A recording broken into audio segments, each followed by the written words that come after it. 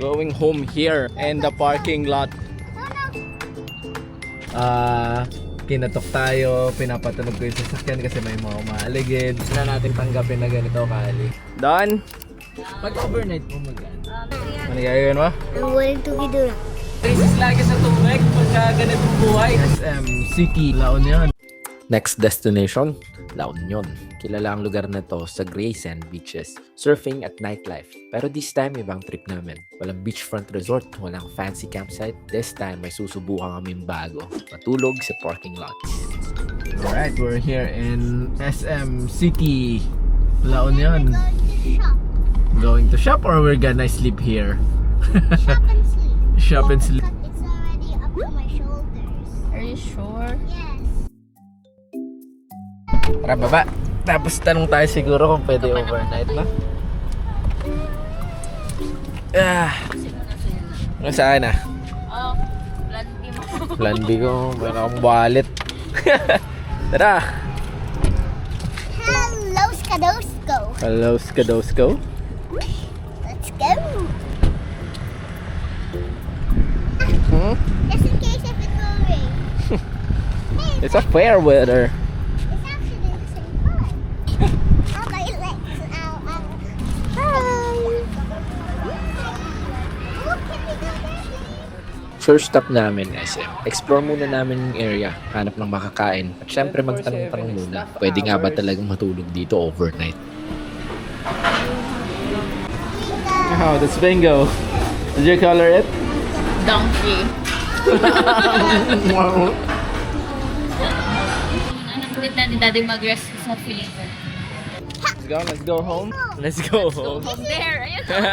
Ayun yung bahay natin eh. Oh. Are we going home? There. Going home here. In the parking lot. Oh no, Daddy! What? Stepping in the color orange. Pagbalik namin sa parking lot, pop-up lang ng tent. Then check muna sa paligid kung okay ba yung spot. May mga sasakyan pa rin sa paligid. So hindi naman siya sobrang isolated. Sabi nga ng guard, pwede naman daw matulog dito overnight. Pero honestly, hindi ko pa rin alam kung normal ba to. Baka kami pa lang ang unang seryosong susubok. Nang tuluyan. Another challenge dito, paliligo. Meron naman kaming water tank at shower awning sa camper. Pero for sure, hindi namin pwede gamitin dito. Parking lot to, hindi campsite. So kahit ready yung setup namin, kailangan pa rin namin dumiskarte kung paano kami maglilinis. Ligo pero may skincare.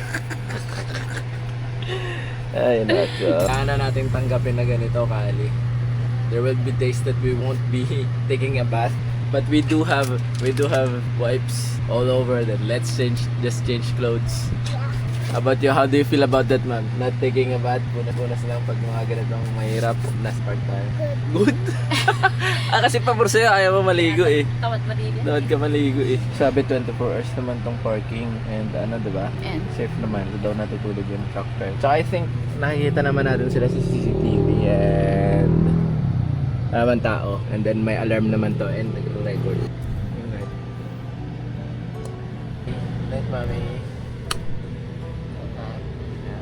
Love you.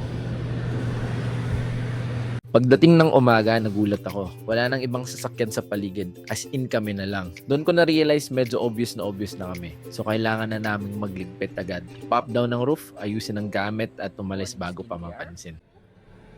First task for now is to find a laundry shop. Kailangan natin tambak na. Done sleeping in SM. But Let's we're go. still gonna sleep here again. Mamaya siguro dito tayo ulit. Tara, let's go. Tayo, mami. Mommy, can I try this?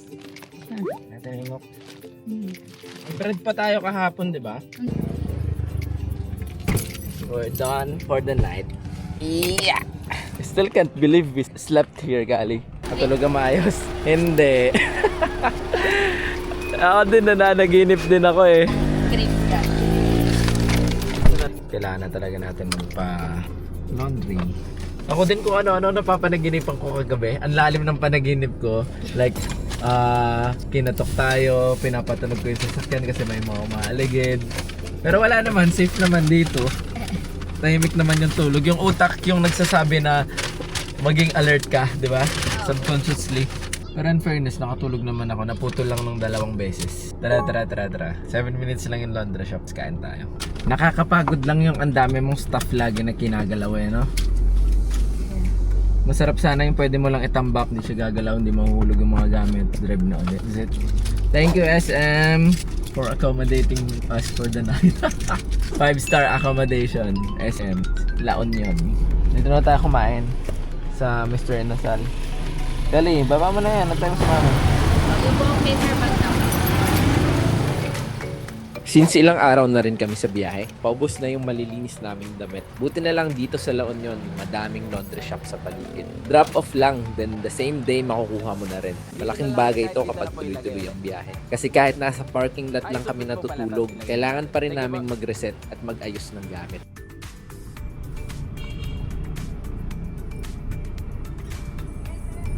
Malaya po. Pahirapan mataas eh. 150 po. Pag overnight mo magkano? 300 po sir until 1 p.m. bukas. 1 p.m. or so. Overnight na Home for the night? Accommodation for the night? Parking na naman. Not going to school. You're going to school. No, I'm not. That's my school. It's Monday today. It's your school day. No, it's not. It is. But I don't have any school. Coffee muna, coffee. Hawak mo si mami ha. Time to get some coffee. Si Kali gagawa muna ng worksheets. And ako naman, time to catch up sa work. Kahit nasa biyahe kami, may school pa rin, may trabaho pa rin. Kape muna, then balik ulit sa normal routine. Kahit nasa parking lot lang kami ngayon. Bakit ng bowl? Lunchtime. Lipat ko muna doon sa kapila. Ball.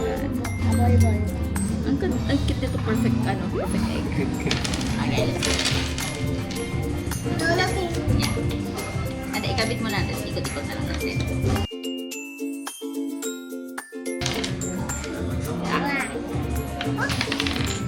Yellow.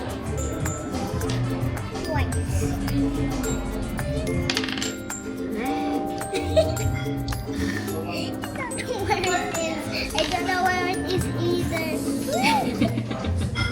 Kitsuna! My best day of my life. Because I am going to Kitsuna. I'm going to Kitsuna. I'm very, very happy.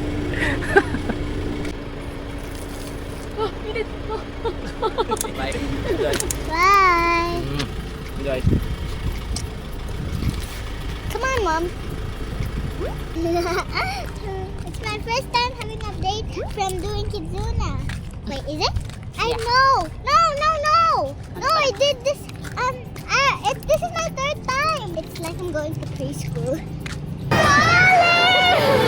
Kahit nasa biyahe, importante pa rin kay Kali ang makapaglaro. Hindi lang puro daan, stopover at bagong lugar. Kailangan pa rin niya maging bata, tumakbo, maglaro, ma-excite, at ma-enjoy yung maliliit na moments. Since nandito na kami sa SM, perfect chance na rin para makapaglaro siya. Arcade muna, then playground. Sandaling pahinga sa biyahe, pero para kay Kali, malaking bagay na to.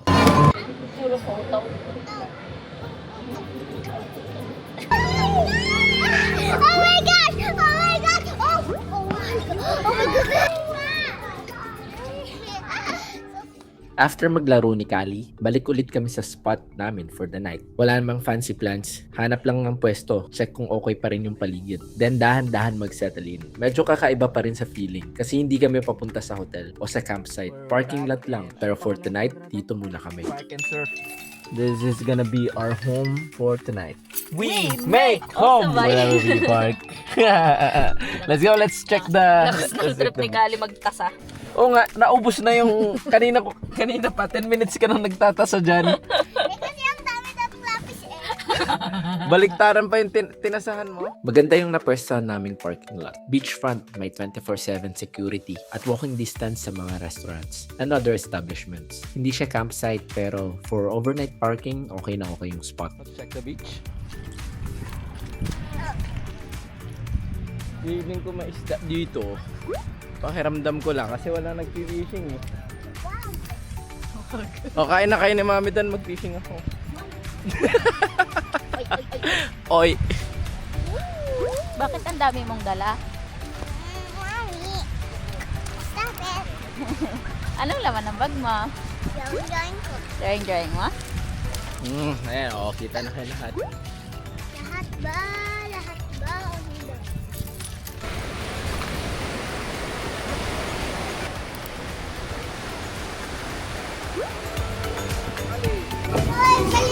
Table for 3 po. Daddy, mali! Inon mo!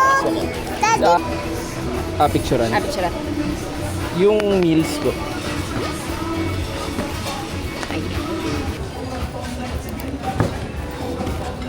Mommy, can you get me some shrimp? Shrimp? Wash hands muna tayo. I thought my to sell. Tapos kumain ni Kali ngayon ah. Nakalibre ka pa ng ice cream, Kali ah. Wala pa ako nakuha. Kunti pa yun yung tax. Wala pa. Mom, are we going home? There's the home. For the night. For the night oh. Home, wherever we park. Are we gonna go somewhere again? Ayos. What you gonna ayos? What are you gonna do? Swerte nyo, makakaligo tayo ngayon. May pay shower dito sa parking. Kung mahirap talaga pagka ganitong nomadic life. Maghanap ng CR, paliguan, palikuran I need this. Patungan nito. lang. Ano po kami? Tatlo kami. Hindi, isa-isa na lang kami. Lalayan pati. Thank you po. Ay, hindi. Okay na pala yung dab. May sapitan? Okay. Okay na kayo dito? Okay. Done? Done. Uy, naka-shower na. Buti ka pa, sana all. Sana oil. Ako din, nilalagkit na ako. Ako next. Kaba nakaligo ka na rin, lugi ako ah. Grabe, isang beses pa lang tayo hindi naliligo. Parang feeling ang tagal-tagal. Makati kasi sa labas pagka okay lang hindi maligo kung sa bahay ka lang tapos naka-aircon ka, diba? Ay, buti may liguan. Pag-freshen up.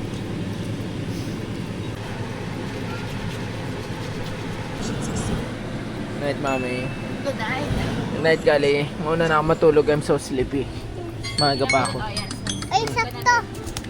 Sakto matutulog din ako.